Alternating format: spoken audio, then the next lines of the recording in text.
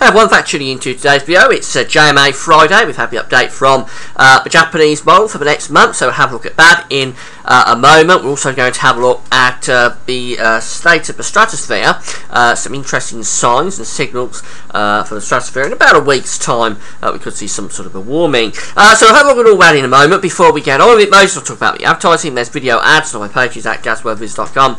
If you press play on the video ads, you will be supporting gazworldviz.com, and thanks very much for doing that. It pays for websites, so thanks for getting involved and helping to support gazworldviz.com and allowing me to sit here and talk to you via the website. Well, it has been a phenomenally wet January. The statistics are still coming in, but the UK Met Office yesterday confirming that most places across the country have had their wettest January on record. The UK Met Office record actually only goes back to 1910, but we have got records that go back even further than that. In some instances, we've got records going back to the 1700s, and even going back as far as that.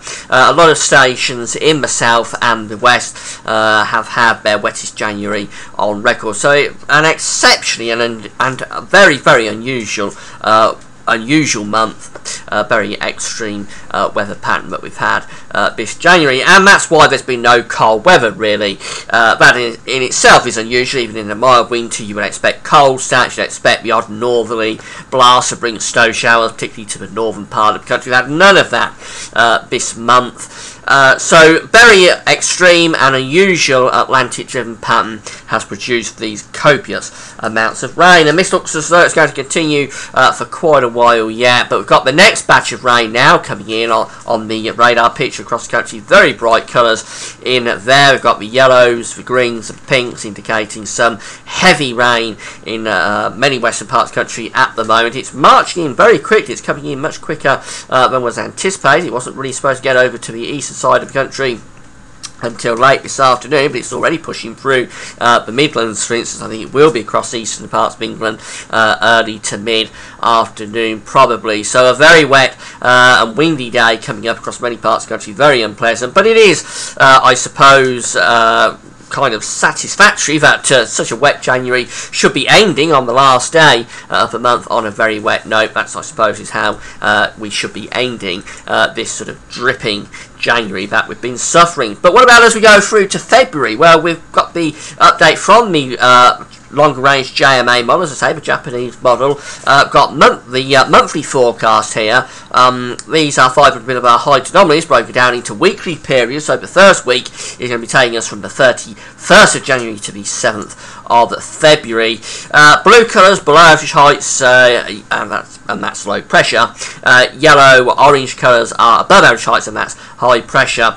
The British Isles is, well, it's very difficult to make the British Isles out actually here. The blue, we're around this blue area here, this very dark and deep, intense, vibrant blue area. We're around that. It's very difficult to make out where we are. We're virtually obliterated, but I can assure you we are there. We're more or less around there actually, but what it's basically showing is that we've got a very deep trough of low pressure going to be around the British Isles for the coming week. It is going to be a very, very unsettled start to February. There'll be heavy bouts of rain coming in next week, and strong winds as well. So no change from the JMA model on that particular chart for the coming week.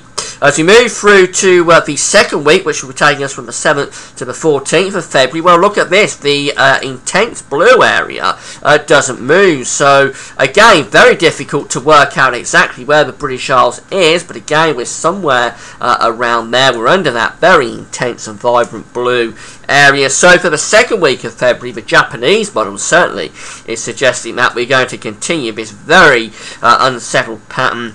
Really, really wet, if that's right, with more bouts of rain coming in, taking us up to the middle of February. So that is disastrous news really for anybody that's flooded.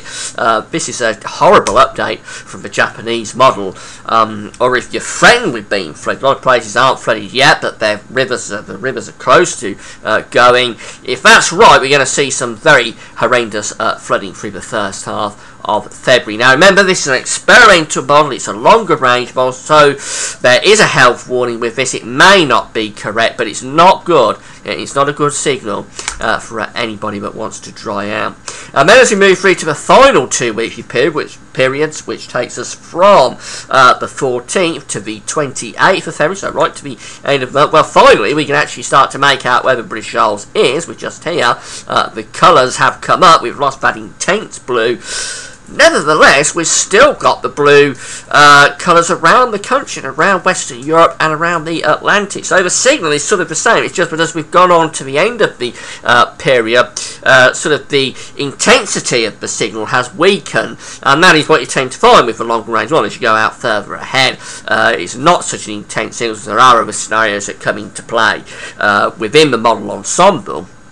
So the colours tend to be a lot lighter, but overall that is a continuation, would you believe, of the same pattern really that we had in the first half of February. It's just that it's not such a strong signal, but the trough of low pressure is still there around the British Isles. It's more or less over the top of the country, so the suggestion would be that even going into the second half of February, it's very unsettled. There'd be more bouts of rain, maybe not the copious amounts of rain from the first half of February, but still a very unsettled signal about for the second half of February. We've got to hope that the JMA update this morning is wrong, I think, because if it's right, we are looking probably at an exceptionally wet February coming on the back of an exceptionally wet January, and that would be absolutely dreadful news for anybody that is suffering with flooding.